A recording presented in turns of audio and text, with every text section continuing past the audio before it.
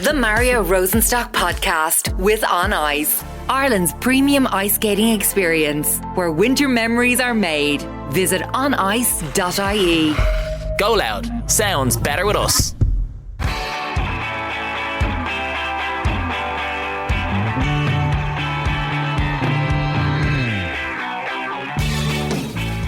Well, we have a different kind of episode for you this week on the Mario Rosenstock podcast. You see, I'll often have a very long conversation with a guest, and unfortunately, due to the constraints of time, I'll end up chopping out some really, really interesting bits from the conversation. Not that the other bits weren't interesting, but you know yourself.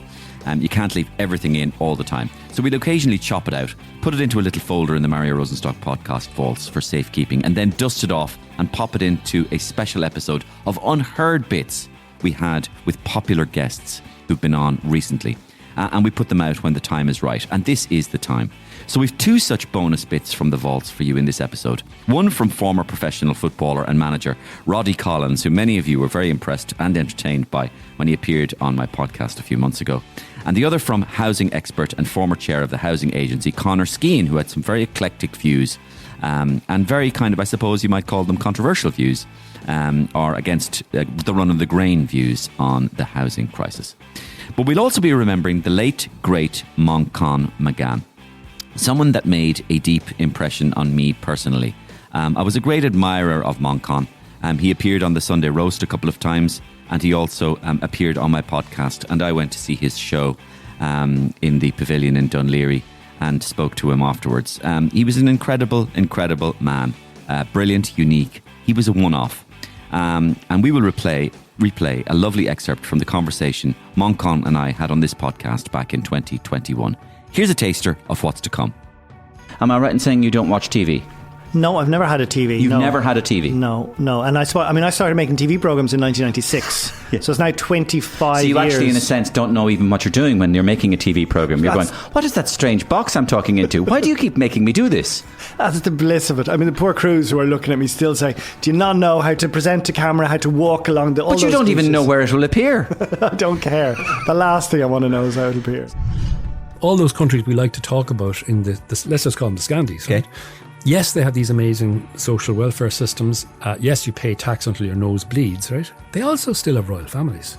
And what goes with that is a system of elites through politics, finance, public administration. That's how you get things done, because somebody who is the right sort of person has told somebody who's the wrong sort of person to get back in your box. Don't question that. I played in the charity game, and I come off a night out in Reynards, and it was in Tolka Park, and it was a full house for charity. And I met Paul McGrath, he was playing it, and we're in the Gresham Hotel waiting for the coach to bring us, and Paul gave me a brandy and port. And I said, no, we just drink it. And I drank it. I scored the best goal I ever scored, and I won a big magnum of champagne. I said, Paul, I appeared to meet you 20 years ago. I'd have been playing for Man United with you. All of that coming up very shortly. But first, it was budget week. And who's our budget man? That's right, the big podcast, the big man, David McWilliams. Okay, David, ready to go? Ready to rock, John. It's the budget, so... Yep, my sweet spot, John. Don't worry about that. We're going to get big listens on this one, David. John, we're playing at home. So let's keep it nice and clean and simple, David, okay? It's the budget, John. Yeah. Safe hands. Okay. How you doing? It's David here and John. How are you? And this week, John, what are we talking about? I thought we might talk about the budget, David. Oh, the budget, of course. Yeah. And I'm crunching the numbers, John, as we speak. Well, only you can do that, David. Yes, you're the master. I have a very eclectic theory on what Pascal Donoghue was attempting to achieve in this budget. I just love your eclectic theories, really do. John, I think the ordinary working people, that is to say Joe and Josephine Soap, who live in Mulhuddard, have been severely compromised, John. Have they? Why, you ask? Yes. Yeah. I was looking at it, John, and the detailed numbers. What are the details? And I was looking at it over, and I thought to myself, wow, Jesus, Mary and Joseph. Sorry, David. They's after putting 50 cent on the bleeding vapes. And John, another 50 cent, the little scuttering scumbag, on the smokes. David. Are they trying to cripple us all together, John? David, this is not you. The fucking toe rag, Donoghue. That's not you. €18 for the pack of tags. jabs. You don't if smoke. I want a fucking lung dart, how am I supposed to afford that? What? Right? And then no fucking cash taken off the 2 litre at Linden Village. You don't So drink after Linden I'm fucking Village. smoking me Johnny Blair Blue in me Linden Village. What David. the fuck is left out of me dole? He's put €10 on me dole, the little scuzz. David, you're not working class. I'll fucking break him, John. I'm broke, so I am. Broke back mountain, John. And it's Pascal Tully who was riding You're me. schizophrenic. John? And exclusive comedy every week on the Mario Rosenstock podcast. And of course, you can contact me personally, MarioRosenstock@gmail.com, about anything. I'm on tour at the moment if you want to come and see me. I'm in the Gaiety 16th, 17th, 18th of October. Please come and see me. If you want to see me in action, watch what I do. If you want to contact me about the podcast, please do. Suggested guests, suggested sketches, and new characters, constructive criticism, or just downright sheer compliments. I take them all. And of course, this podcast wouldn't happen without our new and returned sponsor, On Ice, Ireland's premium ice skating experience. It returns and is bringing back the magic of ice skating nationwide this festive season, with locations in Dundrum and Swords, Dublin, the Marina Market in Cork, as well as locations in Waterford and Limerick. Enjoy Ireland's #1 festive and family entertainment this Christmas. I'm heading along. I'm bringing 5 kids, not my 5 kids. I'm not Miriam O'Callaghan. 5, and we're on a play date, so I'm bringing the five kids who are going to be mad for this. I'm going to take some pictures, do some instas, and hopefully some of you will see it. It's really, really cool. Grab your tickets now at onice.ie. So let's get right into the first part of this special episode of the Mario Rosenstock podcast. Manchan, of course, Manchan Magan, died recently. He was an incredible person. I got to know him a little bit over the last few years. I'll never forget how youthful and vibrant he looked. He was 55 years of age, but he could have passed for 40. He was a unique conversationalist. He had a unique outlook on life. He had a unique way of living his life, uncompromising, but yet kind and always forgiving, and intellectually so gifted and so deep. And when I say that, I mean intellectually, he was able to understand other people's point of view, and he was non-judgmental. He was a kind, graceful, beautiful human being, and we all regret his passing. Those of you who know Manchan Magan out there will know what I'm talking about. But he was so prolific in his work and how he tried successfully to bring Irish language and culture alive to a whole new generation. But the other fascinating and impressive thing about Manchan was the completely unique and unconformist way in which he lived his life day to day. When he joined me back in 2021, it was in the midst of the COVID lockdowns, and we were talking about how he'd love to live out in a field somewhere in the beautiful countryside, away from all the pointless distractions of technology and day-to-day life. Well, that's how Manchan had been long before it was cool. Manchan, welcome to the podcast. Thank you, Mario. Now, ostensibly, Manchan, you live very differently to the vast majority of the population. Sketch it out for us. Where do you live? What kind of a house do you live? Mm-hmm. What do you do every day? Paint a picture. I love it. Like, I was the sort of waster, the dropout that people used to be embarrassed by. I went to Gonzaga school, and all my other friends have done well in the world. And I was like, I live on whatever pittance I can earn. And that was an embarrassment. And now we're changed into the world where now so people like you are asking me what I do. So, as you said, I live in Midlands. You're becoming an exotic. Exactly. I live in the Midlands in Westmeath because at some point in my life, I decided when I was young, I thought I can't do that real world. I can't have a mortgage and go in and out of a job and have, people relying on me. I just thought I need to be independent. So at some point my granny died. My granny was this Republican revolutionary, and she died and left me 10 grand. And so I was able to buy 10 acres in Westmeath in 97 onto this land. And the first thing I did was put shelter up. Because that's sort of important.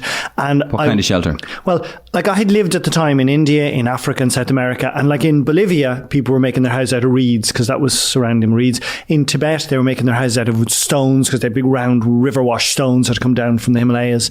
In Africa, it was all mud. So I looked around me in Westmeath, and there was good enough barley and oats being grown, and the people had bales, the square bales. So I just went to a neighbour and I got 200 bales of good 2-year-old dried barley straw.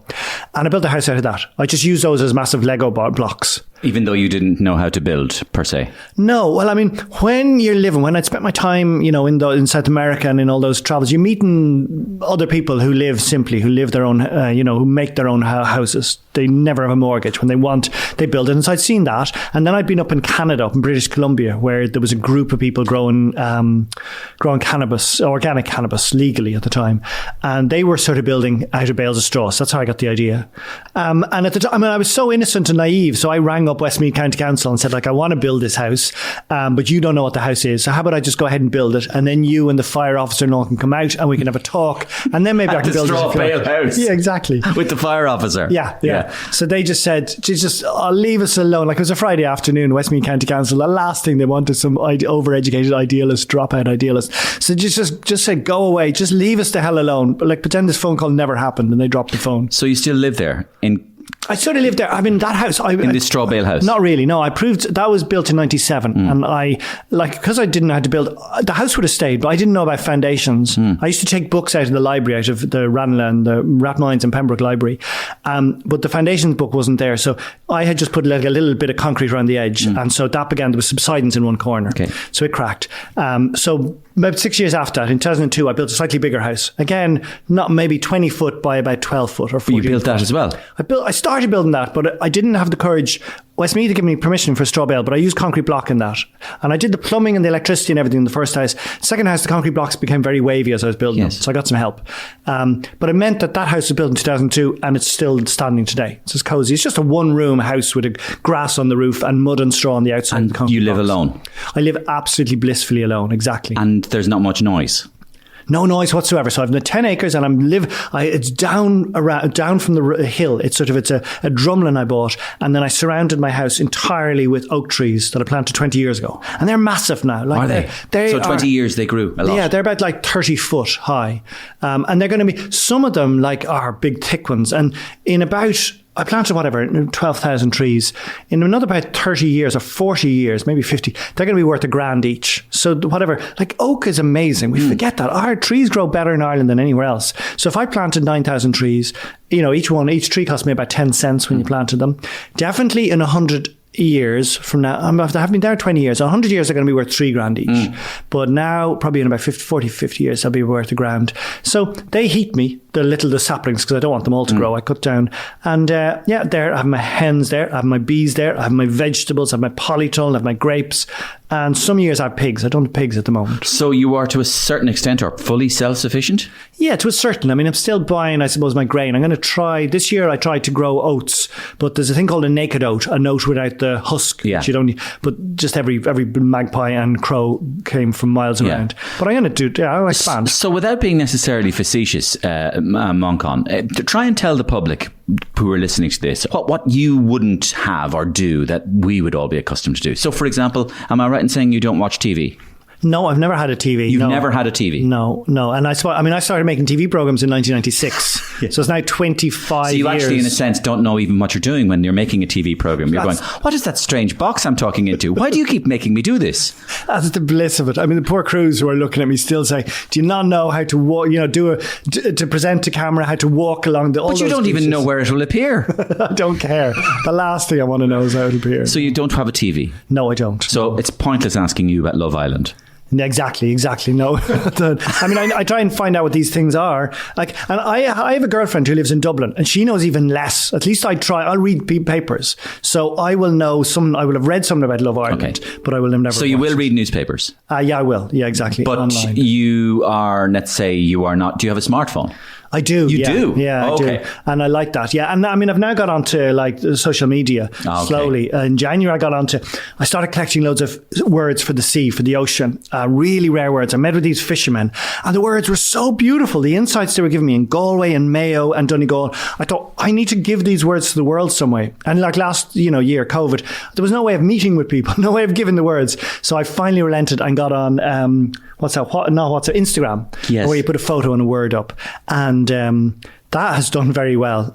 So now I have 15,000 followers, which is probably nothing compared to what you have. But for me, living in my little strawberry house, putting up Irish words, I thought, Jesus, you can put up words to do with a fishing practice that has gone for years, said by local fishermen who are, who haven't said the words for 40 years, and put them out on those social media and engage with people. But how ironic, Manchan, that in the last year and a half, in the very moment that our world has plunged into a pandemic, that your style of life did suddenly become uber trendy.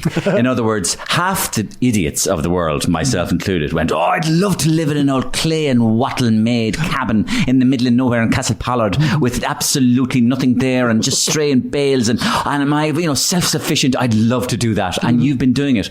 And how do you reflect on that the whole world kind of, I suppose, in a way, in the last year and a half, wanted to kind of, in a way, become what you are presently living? Have you thought about that? Or have you thought about the way the world has turned in your direction almost? Yes. We have become more, for example, I mean, at least we have not nodded our head to it, the whole world of environmentalism. And I know that, you are an environmentalist. Yeah. And solitude, peace and quiet, mental health. This is, of course, your life.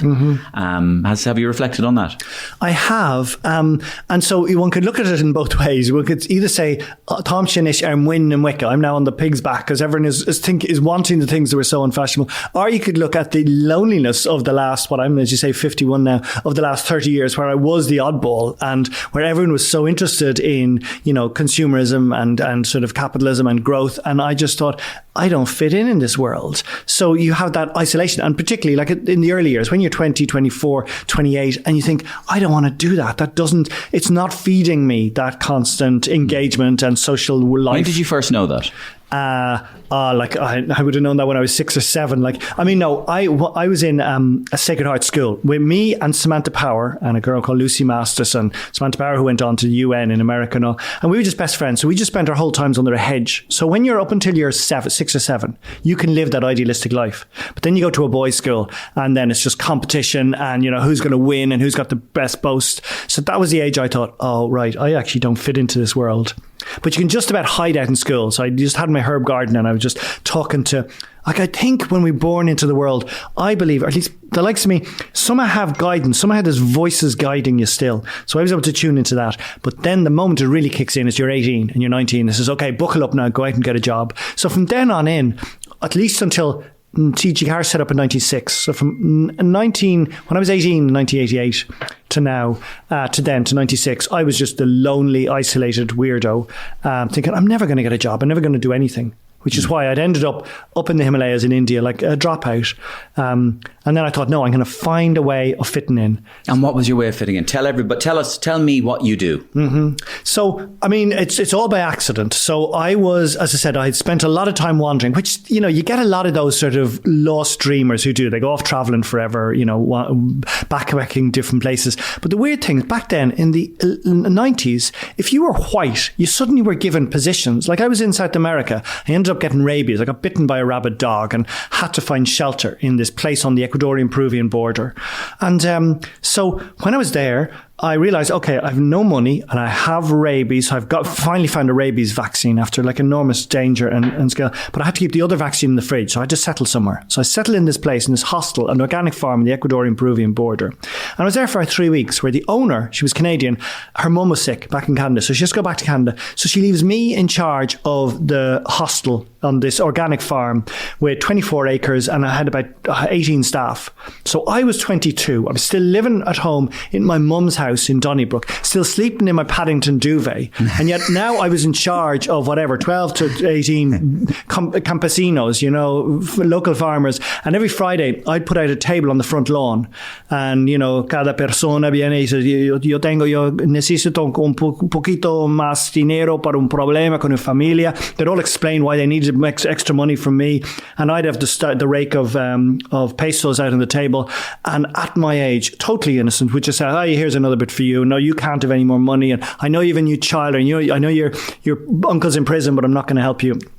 And all went well with that until reasonably well, as much as an innocent, naive Donnybrook boy could handle that, until Ecuador and Peru suddenly went to war with each other when I was there. And my hostel was on the border. So suddenly the local Ecuadorian militia come down to me and they say, we're going to need some things from you. We're going to need $5,000 from you. We're going to need you to drain the swimming pool so that we can requisition it and put missiles in it for storage.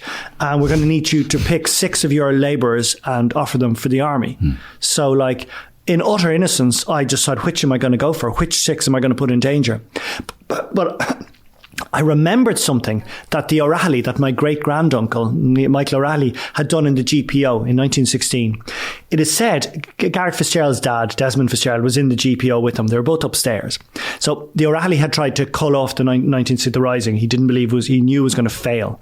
So he had tried to call it off. So eventually he comes when Pearse and Connolly go ahead with it, right? Now, Pearse and Connolly are not happy to see the O'Reilly in the GPO because he screwed all their plans up. Only a half or a quarter of the people who were meant to come out have mobilised.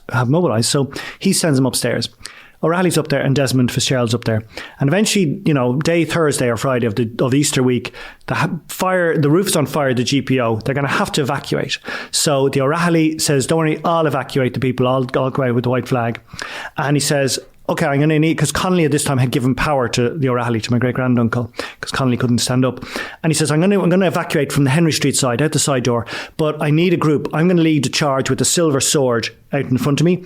The lads are going to be behind you, whoever is going to volunteer. And they all said, yeah, we'll come out, we'll lead the charge, evacuating out, to break through the barricade on Moore Street. But Desmond Fitzgerald said that the O'Reilly said, okay, Irish speakers to the rear, English speakers to the fore. Okay. Thinking that, okay, if anyone's going to be milled down first, let the English speakers go. So I decided the same with the poor Ecuadorian people. I said, the people who were of mestizo birth, who were of Spanish colonial birth, I thought they could be the ones to go and the indigenous people could stay behind, and at least it would do some justice because they've been there longer. And there we are, the wonderful voice and wisdom of Manchan Magan there. And if you'd like to listen back to that episode in full, scroll back a few inches on your podcast feed to September 2021 and you'll find it all there. Do you have $10,000 or more in credit card debt? Maybe you're even barely getting by making minimum payments. With credit card debt hitting record highs, National Debt Relief offers real debt relief solutions for people struggling to keep up. These options may reduce a large portion of credit card debt for those who qualify. You don't need to declare bankruptcy, and you may be able to pay back less than you owe, regardless of your credit. National Debt Relief has already reduced the credit card debt for more than 550,000 consumers. So don't wait. If you owe 10, 20, or even hundreds of thousands of dollars in credit card debt, you can now take advantage of this financial debt relief as the cost of living increases. To find out how much you could save, visit nationaldebtrelief.com. That's nationaldebtrelief.com. Okay, former professional footballer and manager Roddy Collins joined me here on the pod a few months ago for another great chat. He'd been in a couple of years previously but it was high time for a catch-up. He's such a tonic, is Roddy Collins, and I highly recommend that you listen back to it if you didn't catch it the first time around. But towards the end of our chat, I hit him with a few rapid-fire questions. Things like the best player he's ever played with, the best player he's ever managed, and who is his all-time favourite band. His answers were, as usual, brilliant. So we held this part back from the edit and we're unleashing it here now on this episode. Enjoy. So, who's the greatest Irish player you've ever seen? Paul McGrath.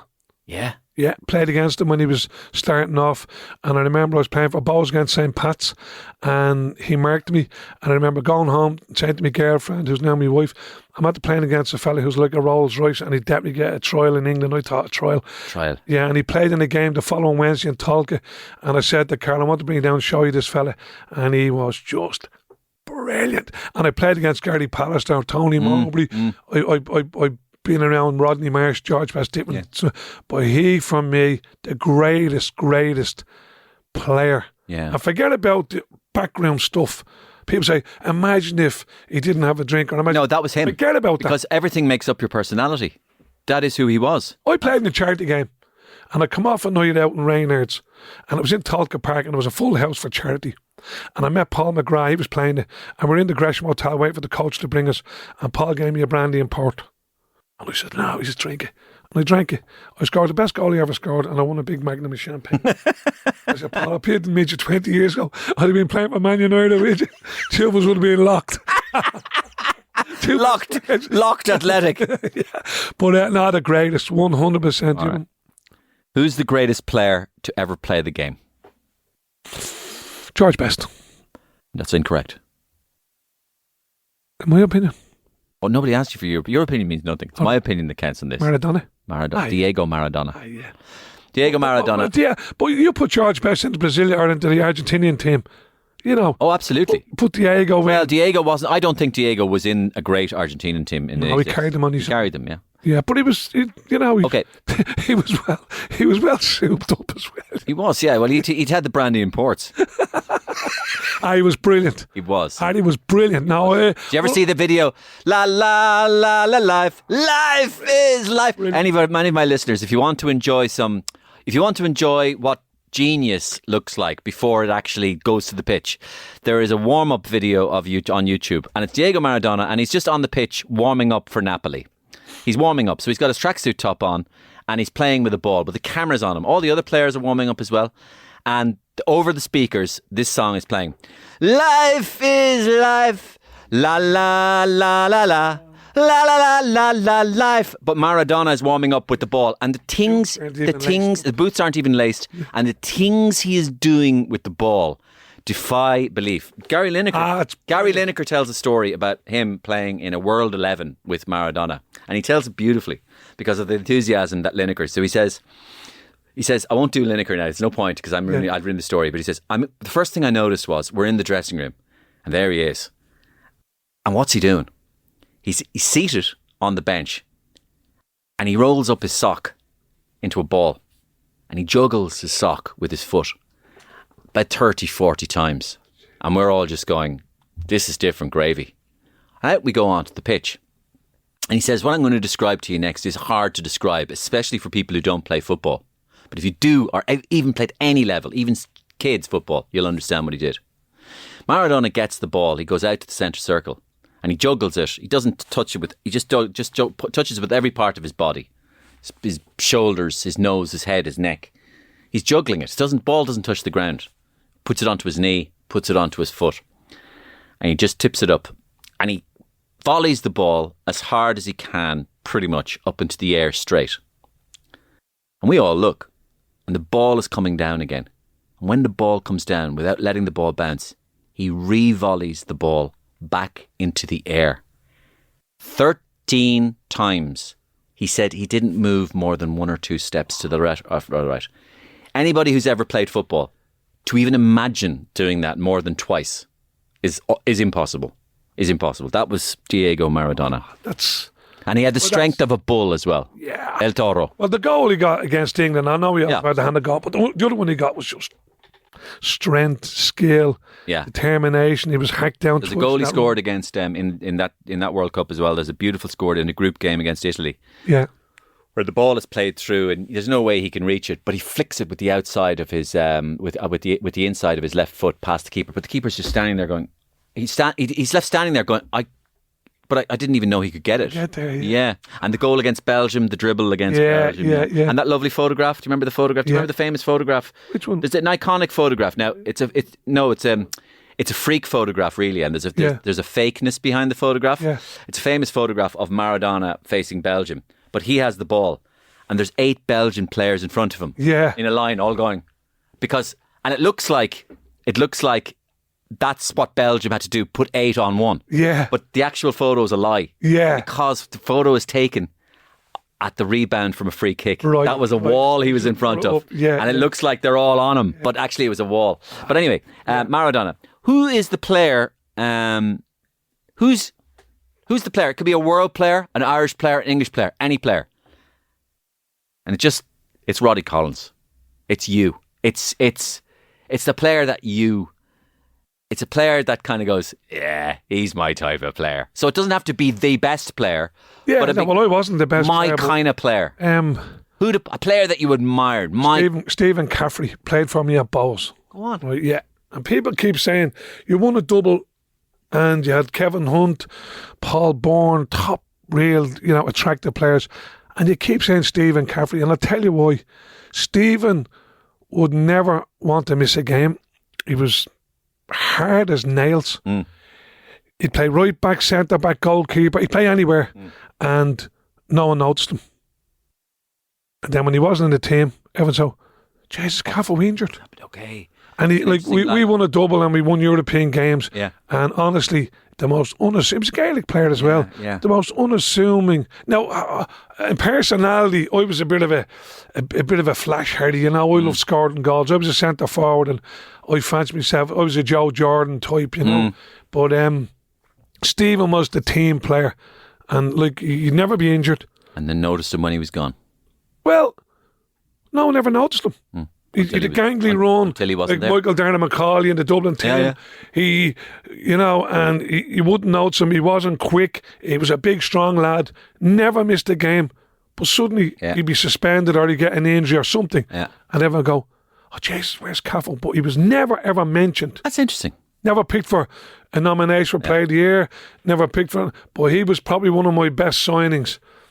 Your favourite? I hear you. That's brilliant. I love that answer. And people say to me, but Kevin and Glenn Crowe scored 40 goals, holds the record. I know, but that's not what I'm talking about. But I love that answer. I'm talking about when you walk into a room, Mario, and you have a team, and you're in the trenches or not, or whatever, and you're down a plane, you go, Mario, will you play right back for me today? And all he ever said was, no bother, boss. That's all he ever said. Brilliant. And the only thing is, he played Gaelic on a Sunday. Or if Dublin played on a Sunday, he'd go on the Razzmatazz. So when there was a Gaelic match, Monday'd come. The first time I said to him, Cav, where were you yesterday? I was at a funeral. He's from out around a funeral, right? So anyway, the next time Dublin had play, you knew he was in the Hill 16, you knew he was on the gargle. Yeah. So you wouldn't even ask him. And then we nicknamed him the coffin carrier, because Dublin would go on a run and he'd be missing every Monday, and he'd walk in and okay, boss, if you want to find me, you can't say nothing. Oh, very good. It's great, but look. Brilliant. See, Mario, if you're a manager, people say, who was the best player you ever managed? It's different types. Paddy McCrory's the most talented ever. Yeah. Caffo's the most Correct. important. You know, Dave Hill signed him at 35 years of age. Yeah. Played for 2 years, never played full-time football in his life. He was a rock, he was a man. Okay. Hardest man, you know. The manager you most admire? The manager, Turlough O'Connor. Oh, okay. So Turlough O'Connor managed Rovers? Managed that loan, Dundalk. He won the loan, yeah. So was he managed that loan when there were... Was he post Jim McLaughlin? Out Dundalk, yeah. He was a rag and ball team at loan, and he signed me. He went in Bowes. I followed him at Bowes as a player. Yeah. He signed me in 3 league titles he won in European games. Went to Dundalk, 1 league titles, 1 doubles, and went on to Bowes. But the reason why he's the best manager, because he always made a profit. See? So people ask me about my managerial record, and I say, well, I managed there, and everyone that made a profit. Now, $2,000 was a profit in Monaghan. It wasn't a 30 grand loss. No. So when I get interviewed, and Brian Clough said this as well, when you go in, you tell all these directors sitting around the table, the money people, how you're going to make them a profit. Yeah. That's how you get the job. Exactly. And that's what. Like, you can look over the history of Irish football. Yeah. Boom and bust. Bowes, Rovers, Cork, Derry, Dundalk. They'll win trophies and then they'll bust. Turlough never done that. Every time Turlough left the club, and he learnt me that. And that's my biggest asset as a manager. Well done. Winning and not leaving a shipwreck behind. The favourite pundit? My favourite pundit is now or for all any of them. Now or before? Well, Keith Tracy now. Keith Tracy? Yeah. Where? In Virgin? He's in News Talk, he's in Virgin, he's in RT, he's freelance. He's good, is he? He's not good, he's brilliant. Keith Tracy, okay. He is going to be the greatest we've ever had. He's just... You can listen to Keith Tracy and you're sitting and actually in a dressing room. He'll talk about tactics. Yeah. He'll talk about cushioning the ball. He'll talk about the atmosphere in the corner of a dressing room compared to the atmosphere inside the dressing room, about the glance of a manager. Yeah. He's a genius. Okay. He's a genius. Very good. Yeah, these are great. These are great comments. Okay, your favourite, who's the best boxer ever? Muhammad Ali. Yeah, okay. I met Muhammad twice. No way. Yeah, I met him twice, and he done a trick for me with not for me. I was in an audience, about 10 people, and he gave me on the jaw messing. Yeah. And I met Jake LaMotta, had breakfast with him, didn't like his company, but I met Roberto Duran. Yeah. In No mass. Yeah, I jumped on him. Yeah. I jumped on him about 3 o'clock in the day in the reception of the MGM at the De La Hoya Mayweather fight. Yeah. And I jumped over. And my father loved Ali, Tom Jones, and Roberto Duran. So I love Ali, Tom Jones. I never met Tom Jones, but when I seen Roberto, I ran over and I jumped on him and I hugged him and I said to him, I love you. And my wife's going, what's he doing? Security grabbed me and pulled me away. He'd no English and he's looking at me. He was a bull of a man then. Yeah. And but I lost the plot. I just thought I was thinking me die, you know. Yeah, I know what you mean. That's nice. And I said, if my dad had got a chance to meet Roberto Duran, I remember him from when he was a 17-year-old lightweight, shocker black hair and the fists of the hands. Would can I ask you a question actually? Because my son Dash, right, did some boxing in the local leagues in Dublin. Oh, brilliant! Yeah, I have videos in there. What club did he box out of? He boxed out of Ballybrack. Right. So he boxed out of Ballybrack. Yeah. And so he really enjoyed it, and he boxed for Ballybrack in the leagues. Right. So, but there was a point there where I was talking to him about boxing and everything, and I showed him. I've a passing interest in boxing. Yeah. Just the top stuff. Of course, yeah. And I showed him stuff from what I regard, in my small opinion, as the golden age of boxing, which is the early 80s, early to mid 80s, 70s and 80s. Yeah. Especially the middleweights. Yeah. So there's a fight that I'm sure you know. It's Hagler and Hearns. Yeah. Yeah. And it's the first round. Yeah. And I've never seen a round of boxing like it. The commentators say it all. Yeah. Because they didn't expect it. Yeah. And they're saying things in the most extraordinary round of boxing we have ever seen in the history of boxing. Yeah. From moment one, they just let it go. Yeah. Both of them. And they're both like triple world champions. Yeah. Do you know when I seen that? What? 2 days ago. My wife said, Rod, remember that? Do you remember? You were watching it. Isn't it amazing? Well, I seen it 2 days. She brought it on her phone. Anybody listening, put it into YouTube, guys. Hagler versus Hearns. Hagler, Hearns, Leonard, Duran. The opening round. It was a brilliant. But the middleweight division was the division other than heavyweight. Correct. You had the Lamotas, you had the Rocky Grazianos. Yeah. You know, you had the Hagler, the Hearns coming on. Yeah. Jake Monza and all. That was the division. That's where Stephen started his boxing. And when he fought for the world title in the middleweight division, it was a blessing in disguise that he didn't win. Because you would have been in with the greatest of all. He was in. Hagler was still around. Aaron Barkley was around. You're saying that Steve could have fought Hagler? They were in the same gym. Stephen was in the same gym. Yeah. Steve was in the same gym. But Hagler was around when Stephen was just coming on board. And Stephen fought the body snatcher, what was his name, in Boston, and took him the distance and gave him a very, very good fight, but didn't win. But if he had approached it different, he probably could have won, but it would have been the wrong time for him. Okay. Was Stephen hypnotised during that fight? Stop, will you? Bollocks, is it? Well, if Stephen was hypnotised, you got to get away. I would have won the heavyweight championship of the world. I'd have went to Tony Gwynn and say, here, I'll give you half the money. Put me in, will you? So it was just a ruse? Yeah. Just a bit of bollocks. Of all time was brilliant. And did it freak him out? Oh, yeah. I remember on the lift in the Burlington, where the press conference was, going up the lift, and Eubank was getting in with Davis, his trainer. He said, I want to get out of this. I don't want to be here. I want to go home. He killed him. But he beat him with look, Mario, you know, the mind is 90%. Yeah. The mind. It is. Is 90%. It is. And if you, obviously, you have to be super duper fit. Yeah. But the mind, like, see, last night, what's his name? Dubois and Usyk had a face-to-face. Dubos's won Usyk's won the fight already. Right. You can tell that. Dubois bottled it. Right. I don't mean physically. I know. He just couldn't handle it. Okay. He turned away, he started shouting. He didn't know what he was doing. Yeah. And then he turned to his trainer to leave, and his trainer wanted to keep him there, not to give in. Yeah. And he punched his trainer in the stomach. Right, so he's lost it. He lost. Lost it, yeah. Your favourite ever band? Tuesday is going to be the day. No way! Yeah. You love Oasis? On the Lash with Liam I was, and I can't get a ticket now. On the Lash with Liam? I was on the Lash with Liam. Was he fun? I was mad. Yeah. We were in Applejack's nightclub in Manchester, and he come in, and what's his name? Nigel Benn was the DJ. He was at the box of Stephen that night, and I went on it, and then just come to Stephen's fights. And I was Beamish used to sponsor Stephen, and I had a couple of kegs of Beamish behind the curtain, and him, Patsy Kenzie, and Bonehead come in, and we had a few pints. And when he played in Cork, up on the stage, he said, "Rod, this one's for you, mate. Live forever." So, Liam, if you're listening in, please get me into Croke. We were out in the lash room in London and all. Was he good company? Brilliant, mad. We're all mad. The guy was young and younger and full of beans and few drinks and game for that. And no, we idolised Stephen. They loved him. Patsy Ken had a little tattoo on her ankle, Celtic Warrior tattoo. Wow. And that's Caroline's story when we go out and a few drinks kicks in. Oh, I was with Patsy and I was with Meg Matthews and Celtic Warrior. Nice one. Yeah. That's what they say.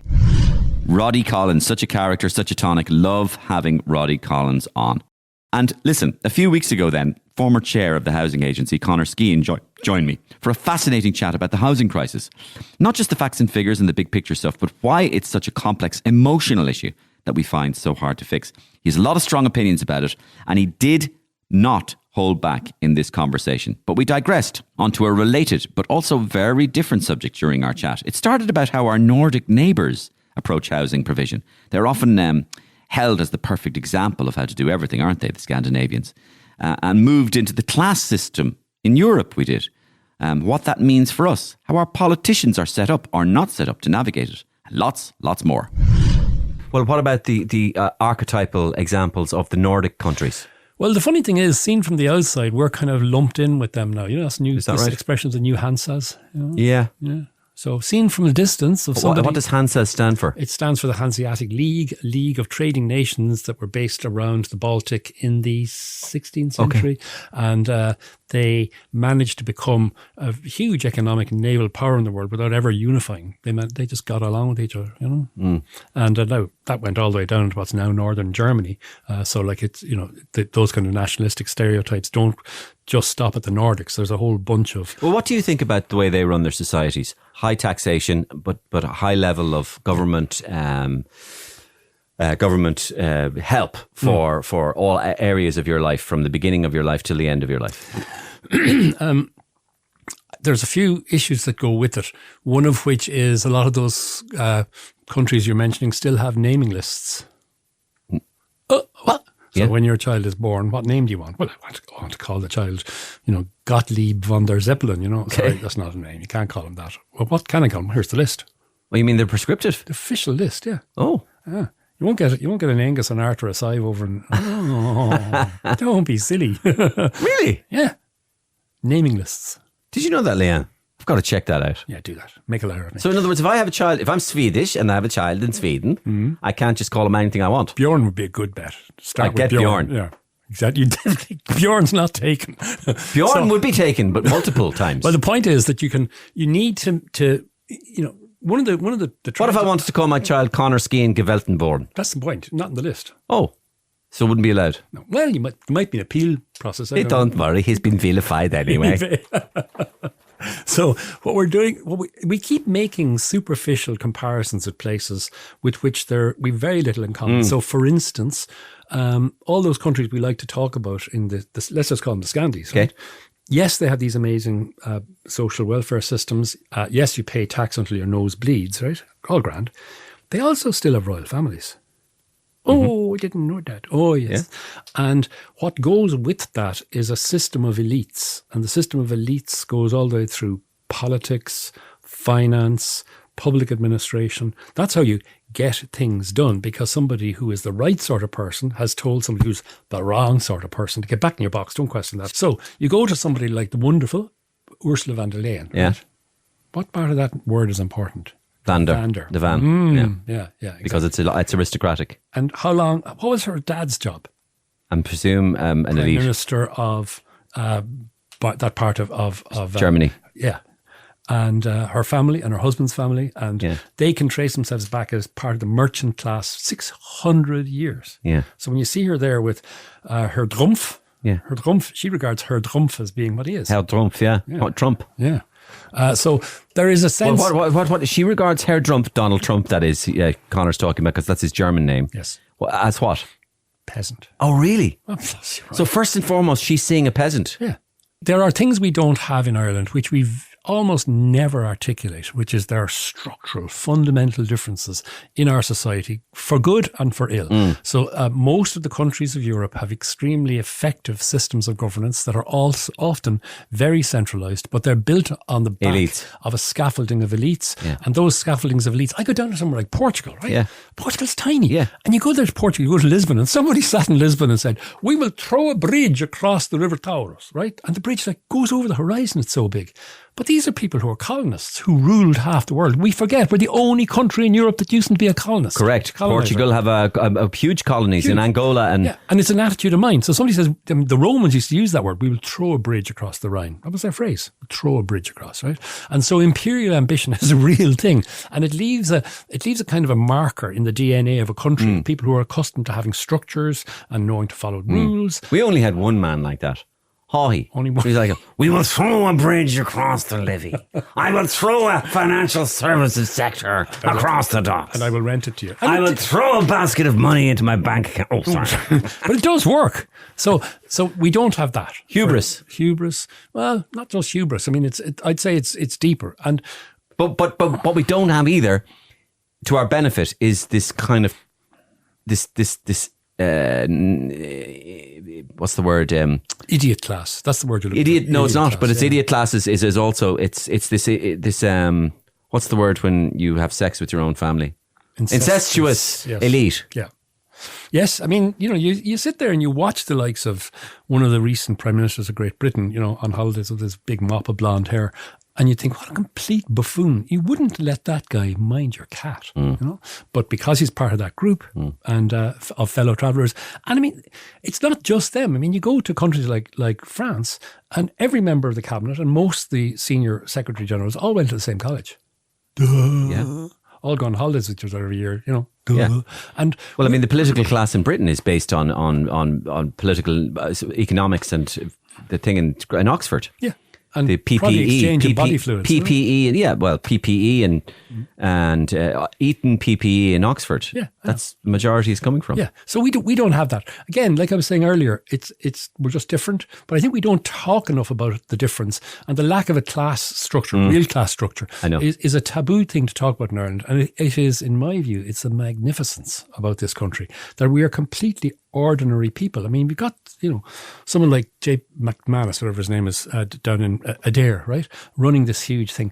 He started off life as a Caterpillar driver. I mean, a JCB driver, and social mobility is the norm here. Yeah. But it's a nice norm. I mean, you go down to somewhere like Adair Manor and his staff adore him. They regard him as being their friend and they do the stuff for him out of loyalty. So what I'm hearing from you here is that you feel that Ireland has an achievable level of social mobility that you wouldn't necessarily see in the more stratified class elite systems in Europe even. Exactly. So I've seen, and I will not mention the name, but I have seen people who are former Irish ministers and they're over there in the company of people like that, and you can say, well, there's an accident waiting to happen. He's not their kind of person and he's going to say the wrong thing, and as soon as she gets the chance, she's going to put a sharp knife in the small of his back, and that's exactly what happened. Really? Yeah. I'm dying to know who you're talking about. And then there are other people like Pascal earlier, harmless, charming, and technocratically effective. He fits in everywhere, always has, always will. People like that, and we're blessed to have them too. It's Pascal von der Donahue to you. Thank you very much. Yeah. And the same, it's not just in Germany. I'm not picking just on Germany. You get the same, the names with the de in them or von der down in northern Italy. Dude, everywhere. My name was von Rosenstock. I'm not joking with you. Until about 1880 something. You weren't alive then. No, but my family's Your thing. Family's it's called von Rosenstock. Yeah. And this is what we were told. Yeah. Well, there's Fonder and Fander. They're different things. We were just Von. Yeah, Von is good. Yeah. Vander, not so much. Fander. Just means from the camps, Okay. Yeah. Oh, no, seriously. From the camps. Yeah. Wow, how interesting. Yeah. And I hope you enjoyed this special episode of the pod. Thanks again to Conor Skehan and Roddy Collins, and in great memory of Manchan Magan. Thanks to Manchan for having such a positive impact on our lives, on our language, on our island. Thanks to our sponsor, On Ice. Get down to your nearest On Ice location as soon as you can. And I'll see you same time, same place next week, folks.